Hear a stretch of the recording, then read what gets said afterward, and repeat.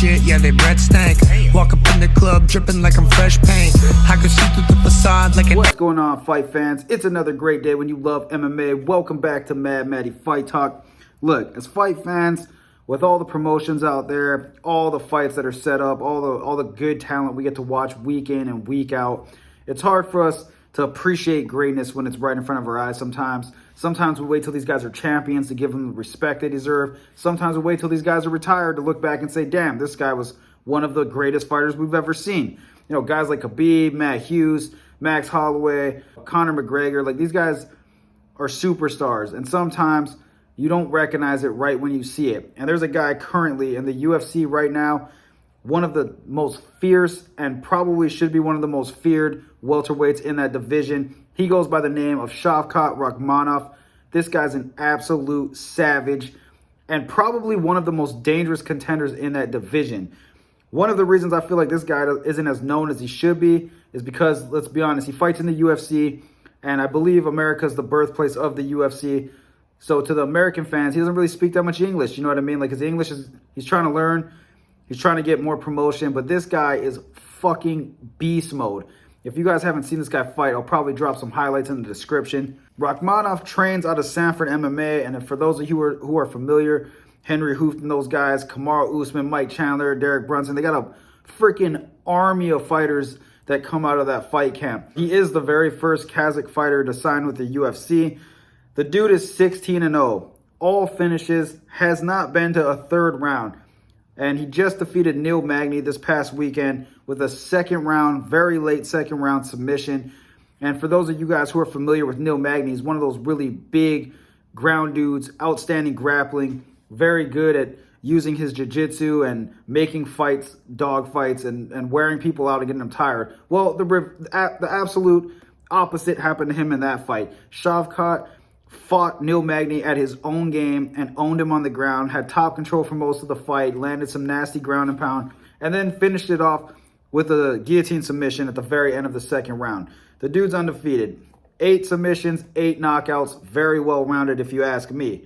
A little bit of info about this guy, because I'm telling you, man, this is going to be one of those guys that you guys are going to want to get to know. I love this guy so much already that I feel like he deserves the credit before he becomes, you know, top 10 and champion. But his pro debut was in M1, won via first round triangle in his very first fight over there, his very first fight as a pro. Before the UFC, he was an M1 welterweight champion, as well as a Kazakhstan Mixed Martial Arts Federation champion. And he had one successful title defense in both of those organizations at the same time before joining the UFC. So he was defending 2 belts in 2 organizations as a champion. UFC debut came October 24th in 2020 against the gritty, very exciting veteran Alex Oliveira, which Rahkmonov won via first round submission, tapped Alex Oliveira out. Rahkmonov, like I said, he's one of the very first people from Kazakhstan to sign with the UFC. So probably going to be a wave of these guys coming over soon. I'm sure he's not the only talent out of that place, probably opening the floodgates for his home people. He has 8 submissions, 8 KOs, and he's extremely well-rounded. Solid jiu-jitsu, solid striking, and he is a big fucking dude for that division. Now, the only interesting thing is after he defeated Neil Magny, like I said, his English isn't the best, but he called out Stephen Thompson, Wonder Boy.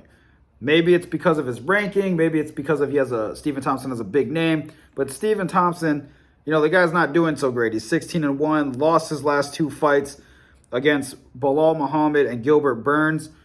I honestly think, you know, to me, it wasn't a great call out. I feel like he should have asked for like a Colby Covington or a Hamzat Chimaev. Maybe he doesn't feel like he wants to fight those guys yet, but that will get him immediate title contention. Apparently, what I saw on his Twitter and social media is that he was, you know, also interested in fighting Nick Diaz and Jorge Masvidal. Now, the thing that Stephen Thompson, Nick Diaz, and Jorge Masvidal all have in common is they're all coming off of 2 losses. Nick Diaz, his last fight, lost to Robbie Lawler. He was on a 5 or 6 year hiatus where he didn't look like he was training as hard as we've seen Nick train before. And he was still piecing Robbie up, but he ended up losing. I think he got TKO'd in that fight. And before that, he hasn't fought since 2015, where he lost a 5-round decision to Anderson Silva. So, I mean, Nick's a savage, obviously. If he trains and gets a full camp, that would be a good fight. But, I mean, Nick's a little bit older. So, I mean, he's calling out people I feel like he can beat. Jorge Masvidal, now that's an interesting fight. That would actually probably, out of all three, that would probably be the best matchup for Rahkmonov. It would be a terrible nightmare matchup for Masvidal. Masvidal also coming off of 2 losses, or actually 3, I believe. He lost to Covington and Usman twice. So Jorge, you know, he desperately needs to find a matchup to get himself back into winning and also into the title contention. Because right now, all of these guys are on losing skids. And Thompson, I mean, he was exposed with his ground game. I mean, you get that guy to the ground and you grind him out, you know, keep him on the ground, use some ground and pound, some jiu-jitsu, and just make it a fucking ground war. Stephen Thompson looks like he's not going to be able to do much other than defend himself and, you know, try and fight you off for the whole fight. So as far as that goes, if Shavkat gets one of these guys, if he gets the Stephen Thompson fight, I don't see that. I don't see any of these guys. Maybe Nick Diaz, because he has such a great guard and he trains out of, he has Gracie trained for jiu-jitsu, solid ground game, solid submissions. He has a fucking go-go plots of victory under his belt. If he got Nick Diaz, that'd probably be, you know, a little bit better as far as ground game goes. But like Masvidal and Stephen Thompson, I mean, if they have to fight Rahkmonov, they're going to lose. It's just, this guy's way too good on the ground. I mean, what he did to Neil Magny was very impressive. He submits people, he knocks them out, he can stand up, he can go to the ground. And I think he's going to do what the easiest way of victory is. He seems to be a very intelligent fighter, whereas he's not going to take damage, but he's going to implement a lot of damage. So I don't see him standing up with Stephen Thompson or Jorge Masvidal and risking getting knocked out by these guys. Because I would imagine that, I mean, I don't know, it'd be fun to see him test it out. But I think that those two dudes, their stand-up might be a little bit better than Rahkmonov right now. But you never know. I mean, he might go out there and KO both of these guys. But as far as his game plan for these fights, I think it's a big name, high ranking, and he feels like he can easily drag these fools to the ground and submit them or either just dominate them on the ground like he did to Neil Magny. But either way, guys, regardless about the call-outs, Shavkat Rahkmonov, remember the name. That dude is going to be a champion at some point in his career. The dude's 16-0, never been to a 3rd round yet. So if you guys haven't seen this guy fight, you need to start looking this fool up, man, because I'm telling you, he's going to take over the UFC.